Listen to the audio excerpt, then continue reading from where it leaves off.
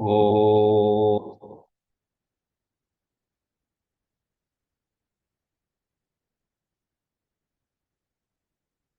oh,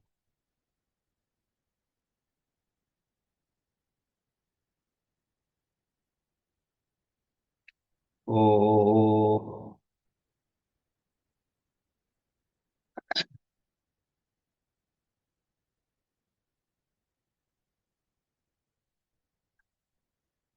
Om Sahana Vavatu Sahanau Bhunaktu Sahaviryam Karavavahai Tejasvinavadhitamastu ma Ishavahai.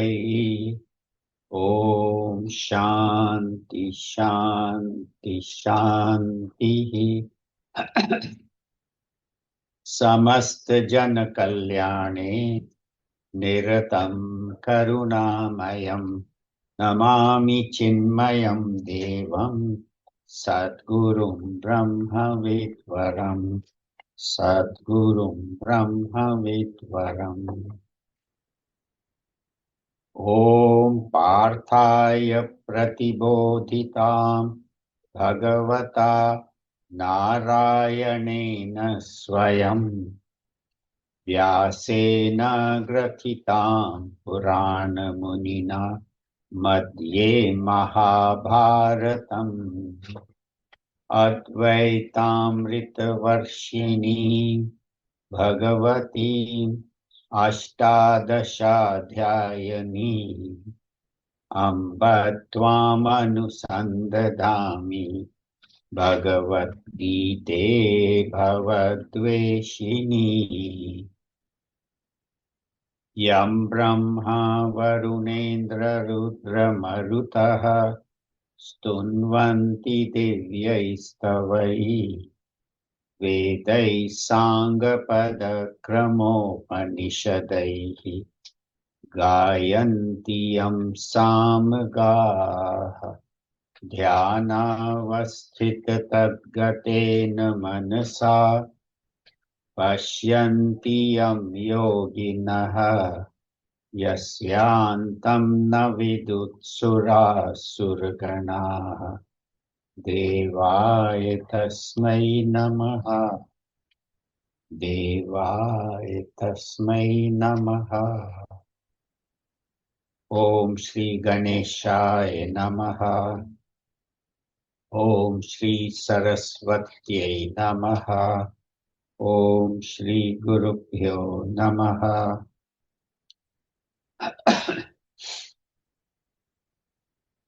So in the fourth chapter, we have finished up to 29 shlokas.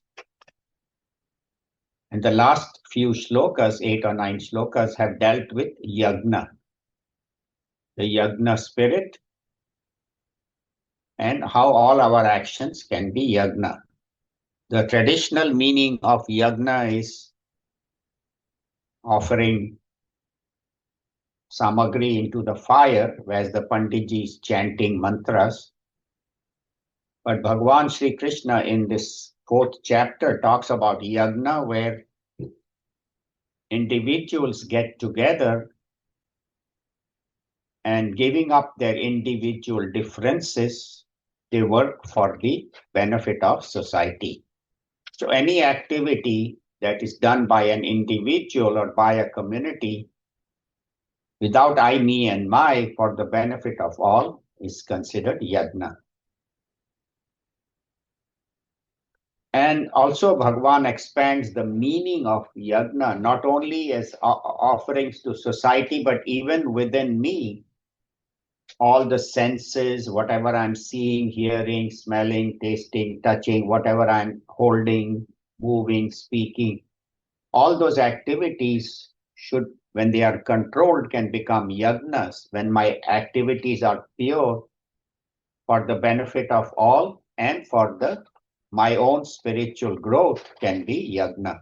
Even eating can be yagna when you offer the food, which is God, to Bhagwan that is within me. So every activity can become a yagna when it is offered to the higher. And even prana and apana, even the intake and out breath can become a yagna when it is done. That I'm nourishing the God within with my breath, with my food, with all my intake. And also the today we'll talk about our favorite yagna, which is diet, which is eating, how that can become an offering to Bhagwan. So chapter 4, shloka number 30. Apare niyataharaha प्राणान् प्राणेषु जुह्वति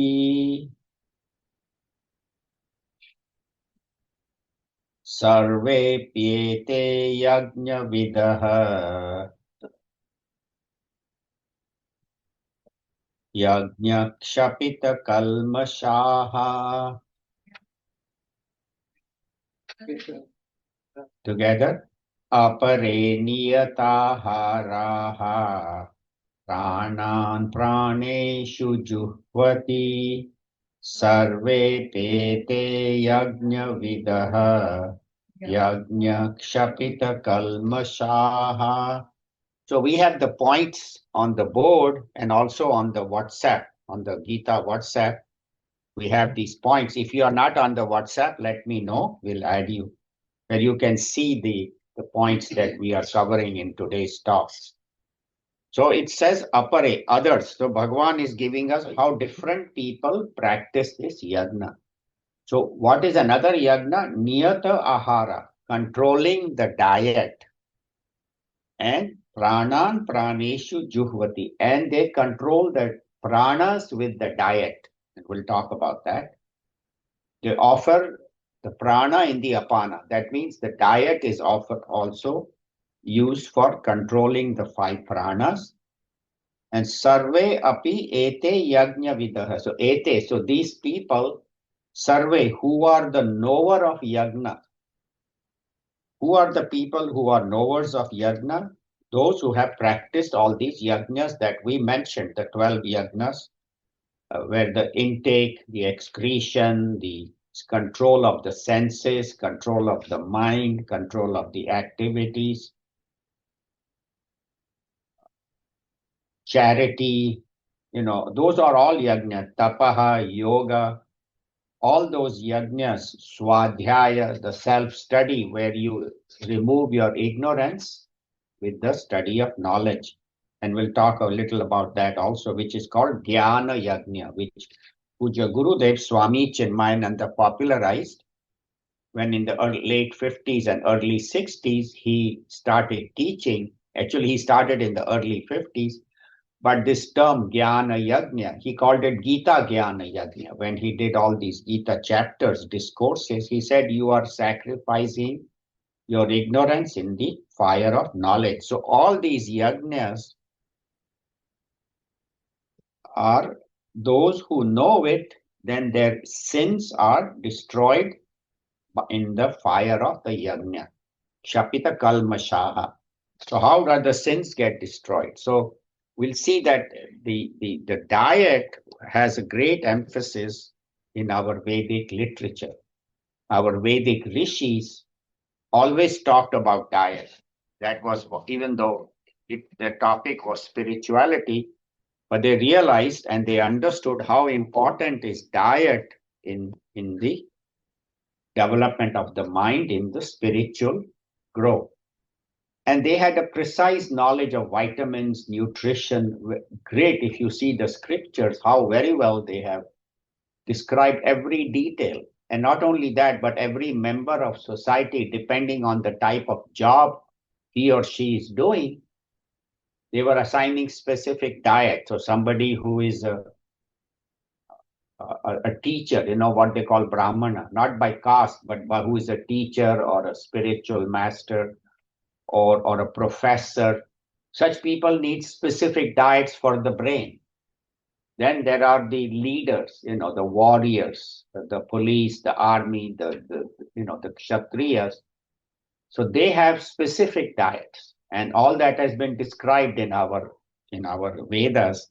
specific diets for thinkers, specific diets for warriors and leaders. Then business people, who sit in one place and do business, what they should eat. And workers, those who work hard in the fields, in the factories. So the rishis had precise diets prescribed for everybody. And the purpose of that was that the person A should remain healthy, B should do the work properly, correctly, and ultimately through his or her work, I should grow spiritually. And in the Bhagavad Gita, in the 17th chapter, Bhagwan will tell us in more detail about sattvic, rajasic, and tamasic diet. So what is a tamasic diet? I'll just cover in very brief. It will come in the 17th chapter. Tamasic diet is anything that is intoxicating, alcohol, cigarettes, all those things.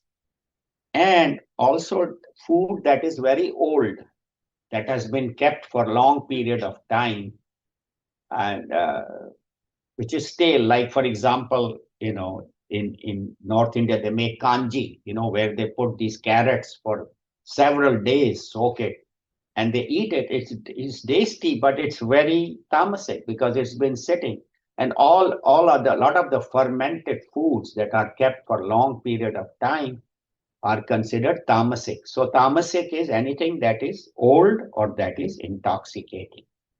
What is rajasic? Rajasic food is that which is passionate, which gives more passion. Tamasic food makes us lazy. If you have eaten a very heavy meal in the afternoon, then you want to sleep. You don't want to do anything. Rajasic food makes us active. So what is rajasic food? Food that is very spicy, very hot, very, very pungent, lot of masalas and flavors. I mean, they taste very good. All the restaurants, they do that. They put all these extra things in the food. But that kind of food stimulates our mind, makes our mind overactive. So that is rajasic food, which increases my activity. And what is sattvic food? So Bhagwan says that which is eaten within 2 hours of cooking. That is sattvic. And Gurudev, I remember when I was a teenager, I used to listen to him, and fridge had just come out. So in his Kerala accent, fridge, he would keep criticizing because everything we put in the fridge, and days and weeks and months later, we are still eating. So anything that is fresh, anything that is easily digestible, that has ghee in it, that is lubricates your intestine. So food that is fresh, that is limited quantity, that is not overeaten, and that is healthy, that is nutritious. And that's why like fruits and vegetables are considered healthy. You can close the door. Because they are fresh, fresh fruits, vegetables, and food that is also easy to digest. And we find that when we eat such food, then obviously, our brain is more alert, we are able to function, and our mind becomes higher. And obviously, non-vegetarian food is definitely tamasic, or maybe little bit of rajas, it gives you energy, but it is a very tamasic because the animal has eaten the plant, and then the animal is killed, or the bird or the fish, and then it's being eaten frozen, so it is highly tamasic. So that is and what we consider as junk food should be thrown in the junk. Anything that is a junk in the house, what did we do? We give it to Salvation Army or throw it. So same way, junk food should be avoided and eat good food. And how does it help our pranas? How does it help our pranas, this diet? So they say we have 5 pranas: prana, apana, vyana, udana, and samana. Prana is the intake, apana is the excretion, not only of food, but of breath and everything. And vyana is the circulatory system. Samana is the digestive system. And udana is the system that expels the subtle body at the time of death, carries it to the higher worlds. And udana also comes in a little bit in effect when we are sneezing or vomiting, forcefully expelling, but mostly Udana works to expel the subtle body. So when we eat healthy, our digestion is good. So prana is good, apana excretion is good, samana, the digestion is good, and also vyana. Vyana is the circulatory system. And all the cardiologists, the doctors, everybody knows that our circulatory system depends on diet. So they will say, if your cholesterol is high, you should avoid these foods. If your sugar is high, you should avoid those foods. So all our 5 systems depend on diet.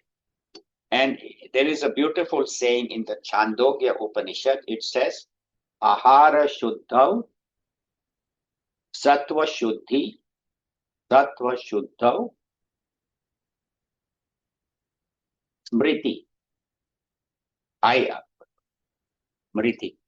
So Ahara Shuddhav, Dhruva Smriti. So Ahara Shuddhav. So if your diet is pure, Sattva Shuddhi, your mind becomes pure. My diet is pure, my mind is pure. And if my mind is pure, then Dhruva Smriti, Sattva Shuddha, Dhruva Smriti, then my memory becomes better. I'm able to think better, I'm able to recapitulate, I'm able to. People say, oh, I remember all the movie songs, or I know the statistics of all the Indian cricketers, how many centuries. That is good. But more important is to remember the spiritual truths, what we read in the Bhagavad Gita, the Upanishads, what our rishis have given us. And when our mind is pure with a pure diet, then the mind is also able to promote our health. Because they say that when your mind is pure, then the body and the mind are connected. And it is said that people who meditate, or when their mind becomes pure, they can actually direct the energy of the mind to a particular organ. Say if your shoulder is hurting or leg is hurting, when you sit for meditation, when your mind is really quiet, you can actually direct energy to heal that part of the body. So we can do self-healing. That's why in our meditation, we also talk every Sunday morning about detach from the body and watch with your mind, watch the body, and then heal. Every part of the body can be healed. And so when all these yajnas are done, and the person who has the right knowledge of all these yajnas, we talked about the yajna of diet, the yajna of self-control, the yajna of controlling senses, organs of action, controlling the mind, and then swadhyaya, when the study is done every morning and the ignorance is removed. Then the pranayam. Pranayam can also be a yajna. When we breathe in and out, it should not be rapid, but it should be controlled, slow breathing. One should concentrate. Slowly I should take a slight gap, and slowly breathe out. Why is the gap? Because they say Bhagwan stays in the gaps. In the gap between the breath, when you stop your breath, pay attention, Bhagwan is there. Or when I'm speaking, the words are good, but the silence from which my words are coming, that is where Bhagwan is. So Bhagwan stays in the gaps between the words, the gaps between the breath, the gaps between the leaves. When you see the leaves, beautiful green leaf, pay attention to the gap. That's where Bhagwan is, because when my speech is silent and my mind is silent, then the words that come out of that silence are from Bhagwan. So pay attention to that silence, and that can become a yajna. And how does it take away the sins? Because when I have wrong diet, then I will have wrong thoughts.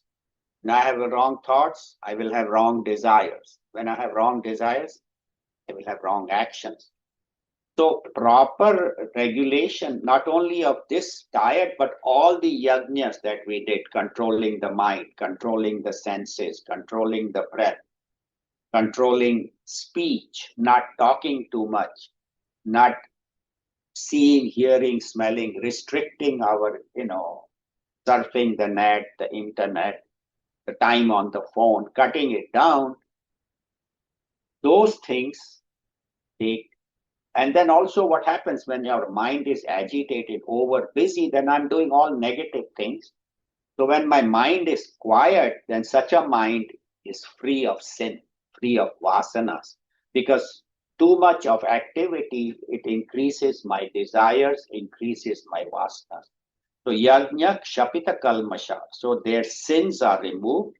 And such a person who has controlled his diet, his or her diet intake, has the right knowledge, offers everything to the Lord, even eating, even food that I'm offering. Food is Bhagwan, and the one who is being nourished is Bhagwan. That's why Swamiji's always chant Brahmarpanam, Brahmahavihi, Brahmagnav, Brahmanahutam, Brahmaivatena Gantavyam, Brahma Karma Saman. The food is Bhagwan, the one who has cooked is Bhagwan, the one who is eating is Bhagwan, and the one who is digesting is Bhagwan, the one who is nourished is Bhagwan. So by eating also, I can take my mind to God. So that's the beautiful 30th shloka, which talks about the importance of diet and why diet is a very important part of yajna. We'll go to chapter 4, shloka number 31. You can follow on the phone, or if you have the book, you can follow with the book.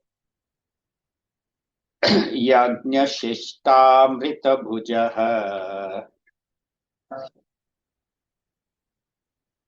yanti brahma sanatanam nayam lokostya yajnasya utonyat kuru sattama. Together, yajna shishtamrita bhujah yanti brahma sanatanam nayam lokostya yajnasya utonya kuru sattama. So Kuru Sattama, he is calling Arjuna as Kuru Sattama, the last word. Kuru Sattama means the best among the Kurus.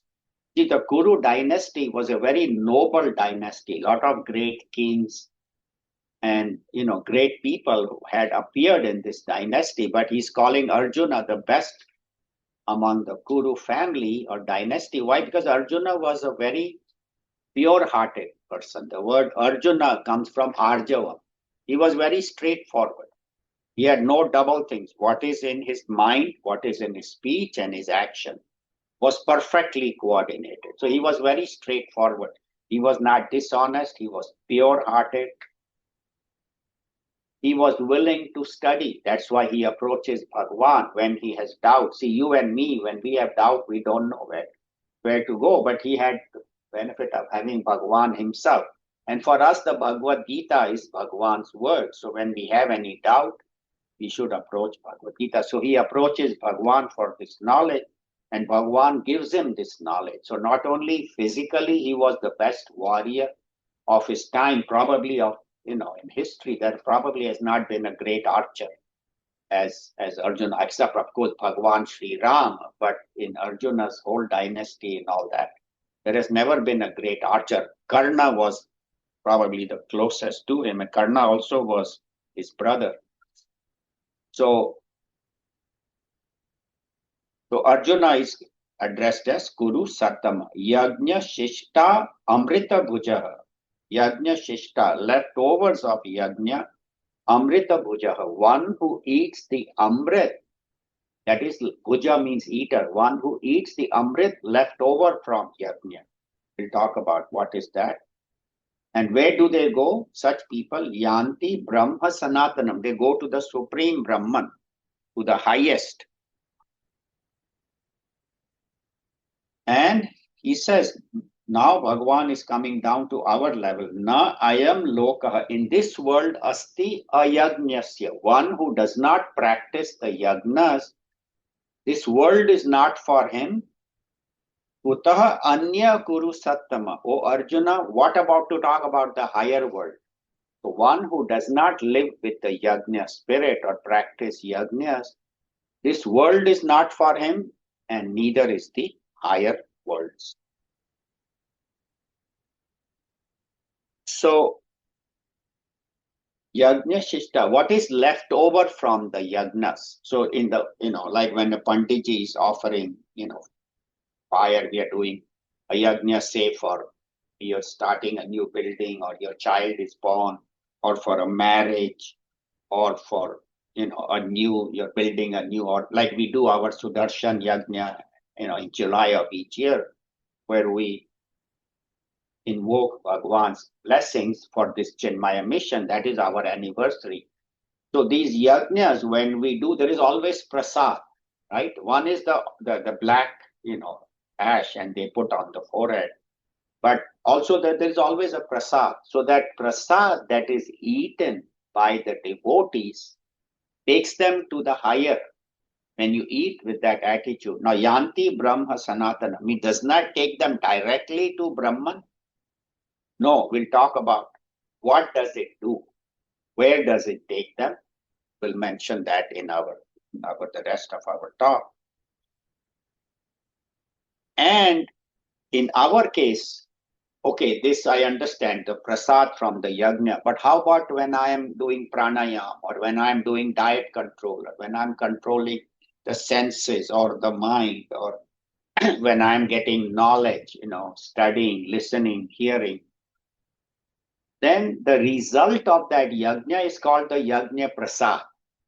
So by this knowledge, if my knowledge improves and then my actions improve, that is the result of the yajna. That's why Gurudev used to call his Gita talks Gita Jnana Yajna, where when a person coming to listen to Puja Gurudev, his ignorance would be sacrificed in the fire of knowledge. And so he always called all his Gita Jnana Yajnas, all that. So when I am sacrificing my ignorance and I'm doing these yajnas, and what is the result of that? My mind is purified, my body is healthy, my thinking is improved, my breathing is improved, and I'm avoiding sin. See, when you live a life of self-control, then you don't overindulge, overdoing. So all those yajna results lead to integration of mind. What is integration of mind? Where the person is properly living in the right understanding. I heard a very beautiful story recently. Thought I should share it. So there was this older lady who was, she lived in this small village, and there was a river. So she went to the river to get water. And she had this little container that she filled the water. She suddenly saw at the bottom of the river very precious stone, worth lakhs of rupees, very, very precious, very expensive stone. She said, how did this appear? And she knew it, she could tell. So she took that stone and put it in her bag. And then she had some food, because she had, was going somewhere, and she was coming from going to some place. So she had some food, water, and this very precious stone in her bag. As she went a little further, she saw this young man who looked extremely tired and looking very miserable. And so she said, are you okay? What's wrong? He says, I'm very thirsty. I have been traveling. I have no water. Do you have any water? So she pours some water, gives it to him. Then he says, do you also have any food? I haven't eaten in many days. So very kindly, out of her, food, she gives half to him. And he looks in her bag and he sees that precious stone. And he immediately recognizes that this is very expensive. So he asked the lady, can you give me that stone? The lady takes it out and just gives it to him. And he said, wow, I got this stone. Now I don't have to work for the rest of my life. So rich I am. And the lady goes on and he goes on. It's not that the lady didn't know. She knew what the stone was, but she just did.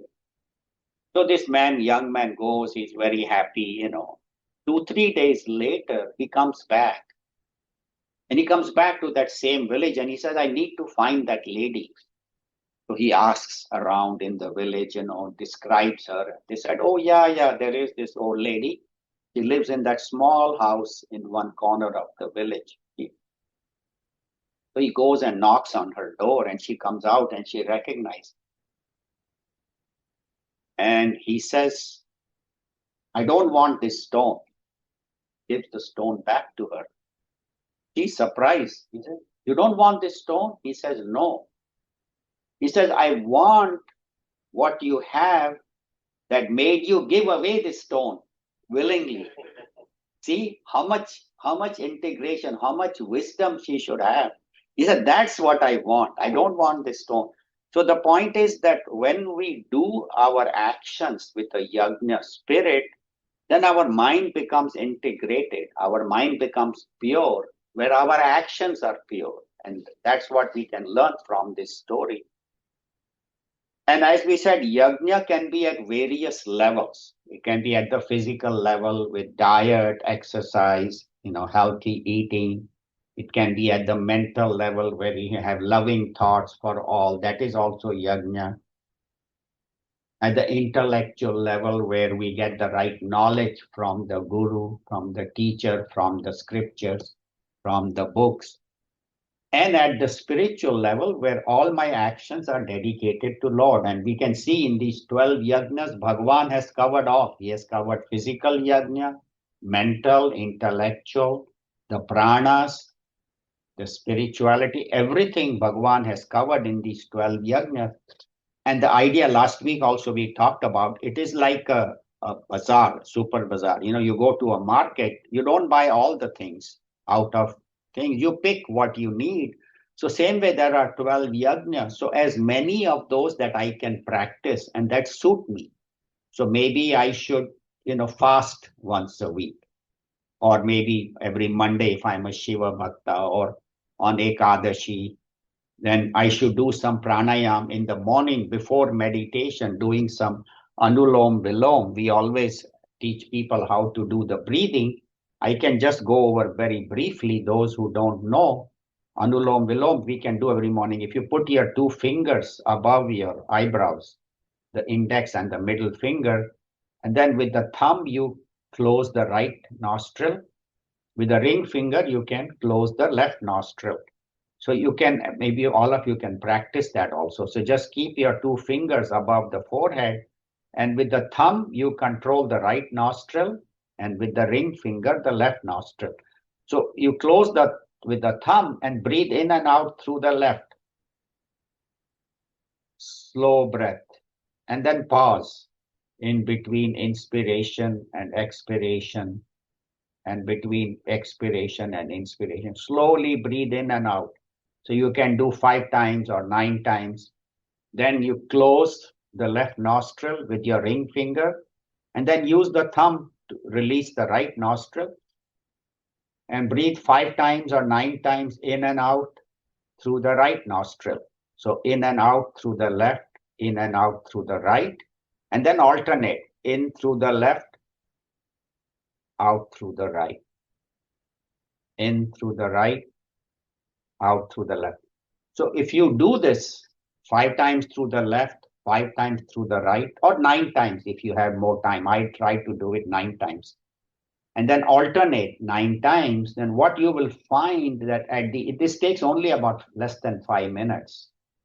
If you do it slowly and pay attention to the gap between inspiration and expiration, and inspiration, your mind will become instantly quiet, becomes very peaceful, and you feel the inner silence. So this pranayam that our rishis, see, then there are difficult pranayams, Bhastrika and Kapal Bhati. Those should not be done without a guru. You have to have a teacher. But this simple breathing, anybody can do. So this is what I try to teach, and this is what I do before my meditation. So if you do it in the morning, that beautiful yajna will not only will it will clear out your lungs, which you have been sleeping all night, not breathing. So doing a short pranayam. So practice some of these yajnas. Then swadhyaya, before going to bed, read some good book, some good literature, uh, attend discourses. If you go to Chinmaya channel, there are talks by all our Chinmaya mission swamis. And then living a life of self-control. My senses I should control. I should not talk too much, not speak too much, not eat too much, not see too much, not hear too much, gossip, wrong things. So when you live that, then at all levels you are practicing this yajnas. And what that does, when the mind is clean, then a person's surroundings are also clean. Like if you go to somebody's house and the closet, there are clothes thrown all over, and you ask, that lady has no problem finding her clothes. She says, oh, ek ka blouse hai, ek ka sari hai. And they never can find, because everything, or a youngster, you tell him his desk is so messy, papers thrown all over, and you say, oh, I have an important project I have to do. Where is my paper? And he's searching. So, or car, some people's cars are so dirty, desk is so dirty, closet. So when your mind is clean, then your surroundings are clean. So this helps. And they say that in this world also, to progress, you have to live a life of self-control. If you want to become, say, you go to medical school or engineering or law, you have to pay attention, you have to focus, you have to concentrate, because all these professions, the knowledge is not easy to study all the laws, to study engineering, computers, medicine, all the diseases. And so all need self-control. If you're sleeping too much, not waking up, not going to class on time, you will not be successful in your job. If you don't show up on time, you show up late, you get a project, you do it half-heartedly. That's why Bhagavan says, Na ayam loko asti ayagnyasya. One who does not practice these yagnas, does not live a life of self-control, this world is not for him. People, you ask somebody, how is that person? A person is lazy. He doesn't do his job. He doesn't work. He has no self-control. He talks too much.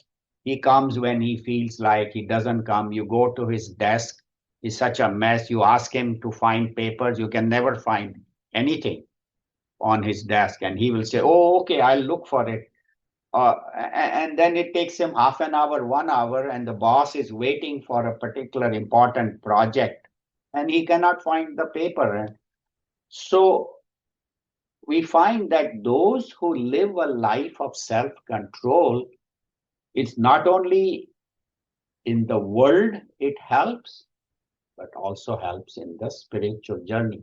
So Bhagavan says, practice these yajnas with the idea that my life, I have to improve.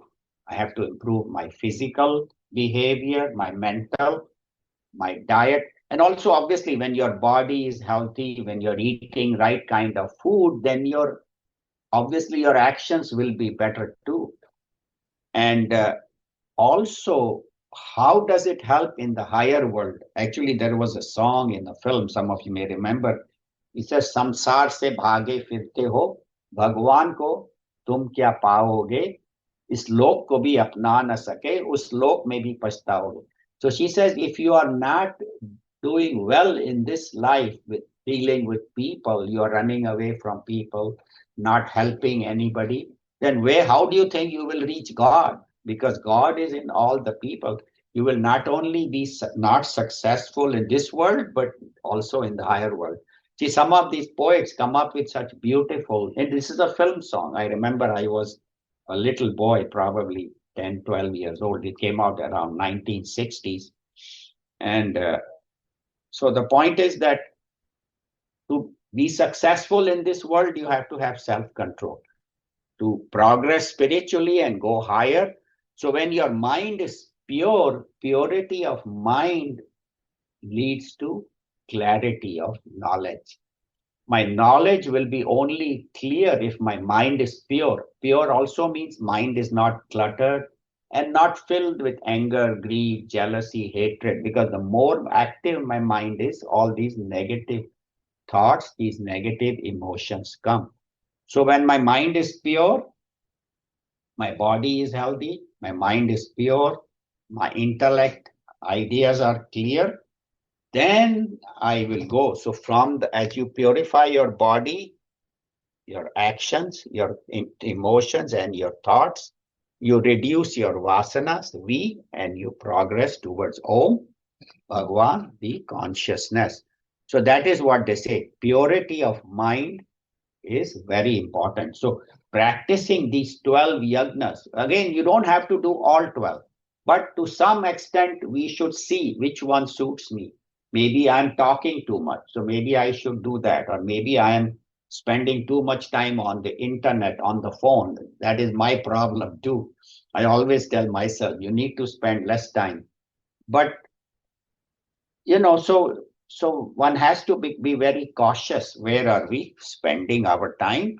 And that lead to purity of mind, and that will help you to progress higher. So yanti brahma sanatanam. So Bhagavan says that one who has purified his mind is ready for the highest knowledge of Brahman.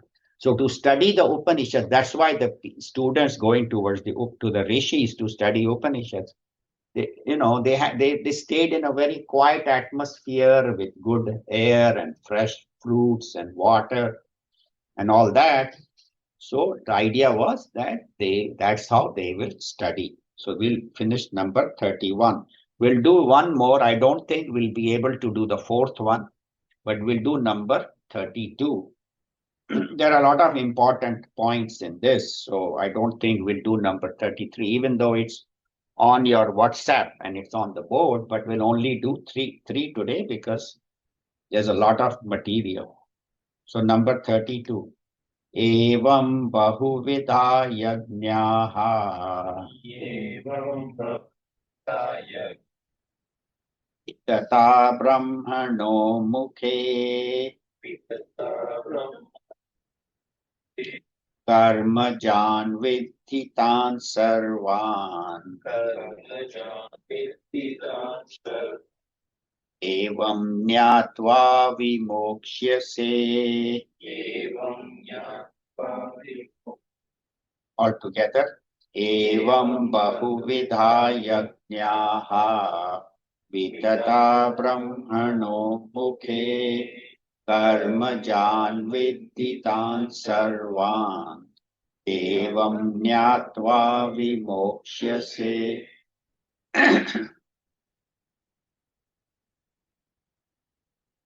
So the question is two questions. One is, Bhagavan, where can I find more information about these yagnas? And you have given us 12 yagnas. Do they all go to the same goal, or each one has a different goal? You think, will they take me to one, or will they take me to higher? So Bhagavan had briefly answered in the previous sloka that they will purify your mind and take you towards the higher. And for higher knowledge, you have to have self-control, control of your diet, your activity, all that. And secondly, where should we find more information? So Bhagavan says, Evam, in this way, Bahuvidha Yajnaha, many kinds of yajnas are there. And where are they? Vitata Brahmano Mukhe, they are scattered on the mouth of Brahman. And he says, Karmajan Vidhi. Vidhi means know this to be Karmajan, to be created out of karmas. Tan Sarvan. Know all these yajnas are as a result of karma. And what is karma? We'll talk a little more detail today. We think karma is work, but there is a lot more in that. Karmajan Vidhi Tan Sarvan. Know all of them to be the result of karma. And Evam Jnatva, having studied and known in this matter, Vimokshase. You will be free. So as we said, what is our goal? In the worldly goal we have, to have success in our profession, in our job, in our work, whatever work we are doing, either in the home or in the office or wherever. And I should accumulate wealth, and my children should grow well. I should teach them, they should get better. So that is our worldly goal. And then our higher goal is spiritual upliftment. And one who is studied the Bhagavad Gita and the Upanishads, that we do Upanishad class every Tuesday at 12:30. Some of you log in, but it's available on Zoom. So the goal of the Bhagavad Gita, the Upanishads, it's called Prasthantrayi. There are three major sources of knowledge. One is Bhagavad Gita, one is Upanishads, and one is Brahma Sutras by Vedyas. So these three are called Prasthantrayi. These three are the highest sources of knowledge. Upanishads, Bhagavad Gita, and Brahma Sutras. And it is said that all of these three take us to the highest. They tell us that your goal of life is not only worldly success, but the main purpose of human birth is to reach God, to know God, to attain enlightenment. In fact, that is the only purpose for which we have got the human body. To live, eat, procreate, and die. Even animals and birds do that. If I want to be better than animal or a bird, I have to know myself. I have to reach God. That is the most important goal. And where are they? Brahmano Mukhe means also the Vedas, because the Vedas came out of the mouth of God. So when they say mouth of God, means scattered throughout the Vedas. So Bhagavan Sri Krishna, even though he was the supreme Ishvara, he could have said, I tell you, and you just have to practice these 12. Because I said so, and that would be enough for us. But Bhagavan says, not only I am saying, but they are there in the Vedas. So even Bhagavan Sri Krishna wants to quote the Vedas and say that this knowledge is in the Vedas. So it's not just, I'm just coming out. Sometimes one prophet comes and teaches. Our Sanatan Dharma is for thousands of years. So many rishis, so many Mahatmas. So there is no one prophet, there is no one teacher, there is no one guru. It is series of gurus over thousands of years. That's why it is not called Hinduism. It is called Sanatan Dharma. Hindu was a name given to us, but our true name of our faith is Sanatan Dharma. Sanatan means that which is beyond time. And what do karmas do? Karma jan vidhi. So karmas, pay attention. There are 4 things karmas can do. Apya, utpadya, samskarya, vikarya. Apya means to get. So karmas, our rishis said karmas, all karmas. There are thousands of karmas, right? All that we can, a scientist does, engineer does, a housewife does, a student does. And we wake up, eat, drink, so many karmas we do throughout the day. There are thousands of karmas. But Rishi says actually there are only 4 karmas. They were amazingly how they were able to divide everything. So one is apya. Apya means I get what I don't have. So what will karma do? Will give you what you don't have. So say you don't have a car, you earn money, and then you go buy a car. That is apya. I got a car, or I got money, then utpadya means to create. So something that was not there, I create.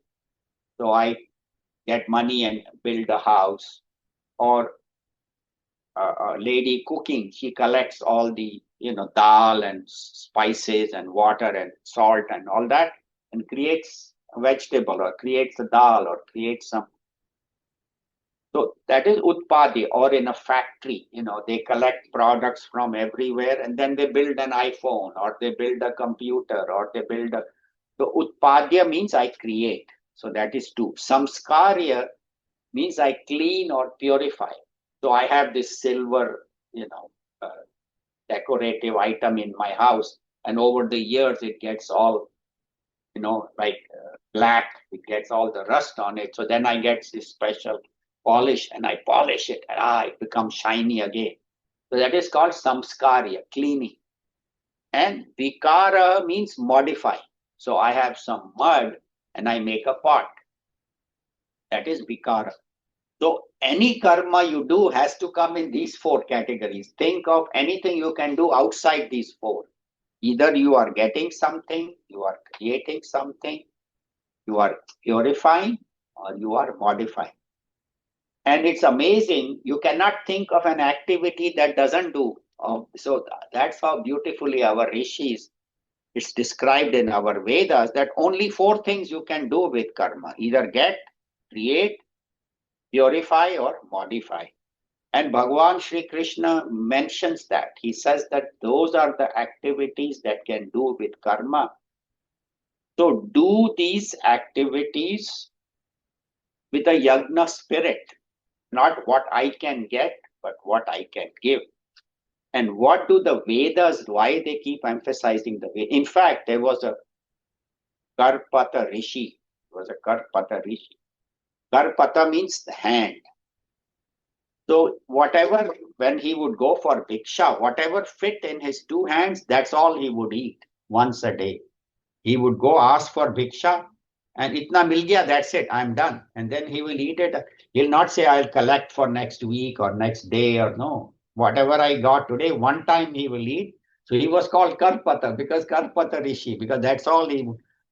So he describes this. He says that when there is a doubt between Puranas and Upanishads, Upanishad is higher, Vedas. Even if there is a doubt between Upanishads and Bhagavad Gita, even though Bhagavad Gita is given by Bhagavan, but if there is a discrepancy, Upanishad is higher. So that's how. So the Upanishads, that is the glory of because the Bhagavad Gita is also summary of the Upanishads. Bhagavan is not just randomly given it, but that is the glory of our teachings. And they teach us Atindriya Vishu, Atindriya Vishaya. So that which is beyond the senses. Now, Upanishads will not teach us how to paint your car, or how to make your food, or how to do a math problem, or how to drive a car. They won't teach you that. But that which is beyond the senses, which the senses cannot see, the mind cannot think, the intellect. So all this body that perceives the object, mind feels the emotions, intellect thinks the thoughts, these are all worldly activities. Om is beyond all of those. Om is Bhagwan, it is consciousness. So Vedas take us to that Om, to that Brahman, which is Atindriya. Atindriya means beyond the senses. And they are the only authority. Again, Vedas, of course, means Upanishad, means also Bhagavad Gita, Puranas, Ramayana, Mahabharata. They all give this highest knowledge. It's not to put them down, but this Karpata Rishiji was saying that, but all of these scriptures take us to the highest. If you look at Bhagwan's Ram's life, and throughout Ramayana, there is so many beautiful teachings throughout Mahabharata. In our Puranas, again, Puranas were given for the level of the student. Some people like stories, so they were given Puranas. Some people want the highest knowledge, they were given Upanishads. Bhagavad Gita, Arjuna was a warrior, and he, at that time, what he needed. So Vedas are the authority, just as in financial matters. What is the authority? Wall Street Journal. People who want to know about finance, they read the Wall Street Journal. People who want to know about medicine, they read the New England Journal of Medicine. That is the authority. So same way, Vedas are our authority when we want to go beyond this limited knowledge of this world. If you want to go beyond the world, go higher, study Vedas. And Vedas have everything. They have the rituals, they have the upasanas, how to worship God, how to invoke God, and then the highest knowledge of the Upanishad. So based on the level of the student, they can do 1, 2, 3, or they can progress, do some rituals, do some puja, upasana. That should be done. One should not say, oh, since Upanishads are highest, I'm only going to study. No, if I am doing puja, I must continue to do puja. If I am doing rituals, I must do the rituals. But understand that they are not the final goal. Rituals take me to the highest knowledge. In fact, the Upanishad we are doing on Tuesday, 12:30 to 1:30, talks about the connection between rituals and Upanishads. And it's on the same Zoom link every Tuesday, 12:30 to 1:30. So this knowledge will take us to the higher, and knowing this, you will become free. The moksha say. What does Bhagwan mean by being free? We are free, right? I'm living in a free country. I can talk what I want. I can travel where I want, though it's changing now. The country is not becoming as free as it used to be, but that's a different story. I won't get into politics. But the point is that what is true freedom? See, our freedom is that we are attached, we are bound to things or position or power or people or situations.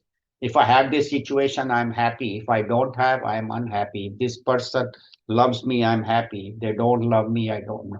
Or I have this much money, I'm happy. This object, if I don't lose it, I'm unhappy. So our happiness depends on people, situations, objects, job, positions. So that is called bondage. I am bound. But a wise person is free. He says, if this person, I think I have it, it's good. If I don't have it, I'm still fine. So the ability to remain free under all situations, with all people, with all objects. And that's why you look at these rishis or look at these Mahatmas, they have nothing. Puja Gurudev, Swami Chinmayananda had nothing to his name, not even a house, car, room, nothing, computer, nothing. All these Chinmaya Mission Mahatmas, they don't retire with like big houses and all. They retire with nothing because they don't own anything. Even the room they live in is given by the mission. So these sannyasis are happy without everything. So actually, there's another story. Very quickly I can tell. So there was this Mahatma who used to go every day to a shopping mall, and he will walk by and he will laugh. So this shopkeeper says, Mahatma ji, you come every day, you look at our stores and you laugh. Why do you laugh? He says, I walk around and say to myself how happy I am without all these things. See, we become happy with getting things. He says, I'm happy without. So that's how, so yat jnatva vimokshase. So this is the freedom that we have, that I am, not that you give up everything and go to the forest, but not depending on things or people or situations for my happiness. So here we have seen how these yajnas, we started with diet, how important that is, how it purifies the mind. And then as the result of the yajna, my mind becomes pure, integrated, and then I can study the highest. And then we talked about the various karmas, how they take me to the highest, and the importance of Vedas. So we'll end here. We have about 10 minutes. So if anybody would like to say anything, if you, in brief, if you can summarize, if you would like, in a couple of minutes, and then we'll open it to questions. Krishna can kind of summarize. If you would like to come, and you can do from here, just speak a little loud so people on the computer, Zoom also. If you come here, they'll be able to hear you on Zoom also. You can just speak a little loud here. Huh? You wrote it down. Okay. So sacrifice not by offering external objects, but by surrendering their very life energies, thoughts, actions into the higher fire of self-discipline and knowledge. Such inner sacrifices, born of sincerity, bring about the greatest purification. So the rishis, what you mentioned, already knew what kind of diet is prescribed for each, who to, what kind of nourishment they need to get. And obviously, the tamasic is something which is not suitable for our higher, going higher. And even rajasic also needs to be controlled to a certain extent. Right. Those who taste, so then such inner sacrifices bring the sincerity, bring about the greatest purification. Those who taste the nectar of that sacrifice are freed from the sin and attain eternal peace with the union and with the Supreme.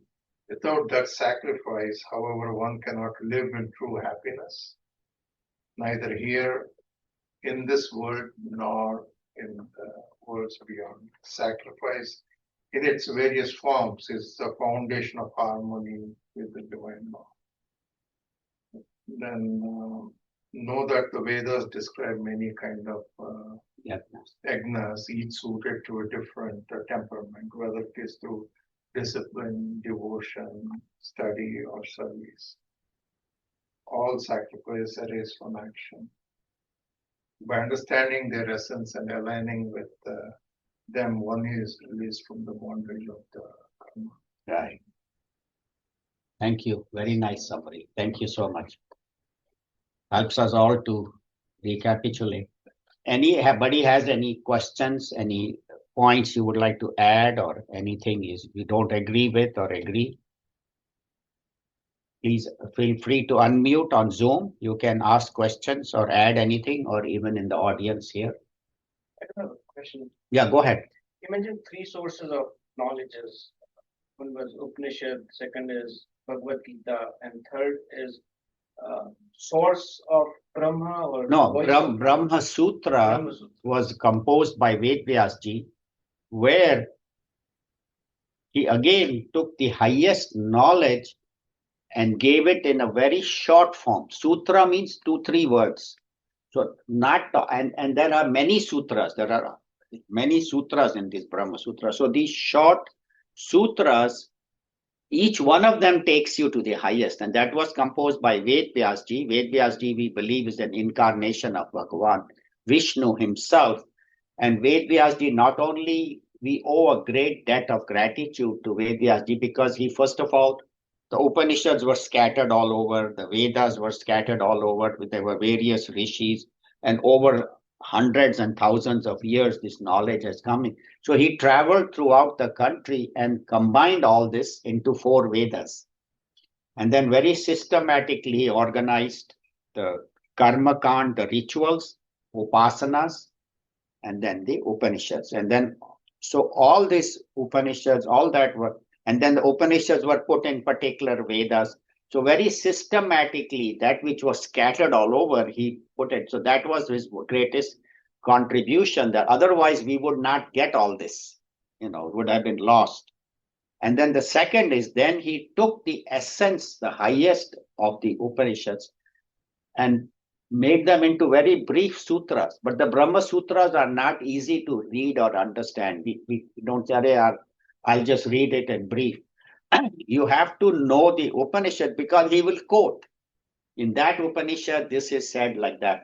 So that is also the highest knowledge. So the Bhagavad Gita, the Upanishads, and the Brahma Sutras. So Bhagavad Gita is easier for people like you and me to understand. Then the Upanishads are higher, and then the Brahma Sutra is the highest. So these are the 3.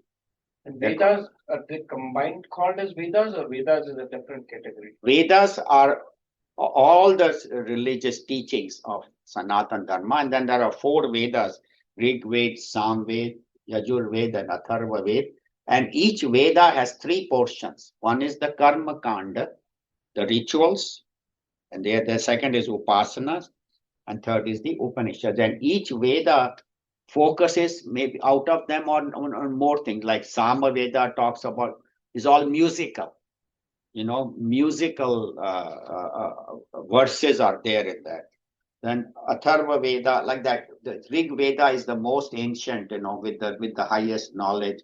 And then some of the Vedas deal with, Atharva Veda deals with sciences and medicines and all.